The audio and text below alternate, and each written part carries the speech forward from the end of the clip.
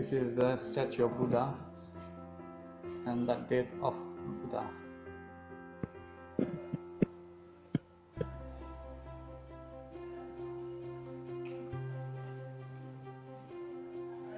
This is the More refined in form are the molded plaques depicting female figures adorned with elaborate headdresses and exquisite jewelry. The most famous example of all is a plaque that may represent a goddess or a yakshi, in other words, a semi-divine nature spirit.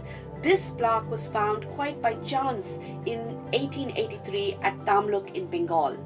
The first of its type to be found and often described as the Oxford plaque, the plaque remains the most famous of all early Indian clay or terracotta figures dating to around 2nd century.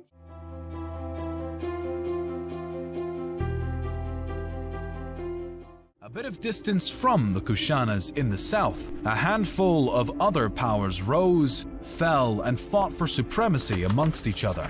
The kingdoms of Satavahana, Chera, Chola, and Pandya were some of the major authorities in the south during this time and through the Classical Age. The Gupta Empire became the face of northern India during the Classical Age, and the majority of the region was united under their authority during what is often described as northern India. Researchers have found large cities and dense fortifications, as well as new forms of poetry and metallurgy, and the development of Brahmi writing. Among these 16 Mahajanapadas, as they're snappily known, and as I'm sure I've horribly mispronounced, there seems to have been some intense competition as well as interstate trade. Still not a whole lot to go on, but if it's anything like the other clusters of small independent states that we've seen in history, whether it's the Greeks and the Italians, or the Maya and the Chinese warring states, it was probably pretty cool. What we do have from this political climate is a famous story of one Indian prince named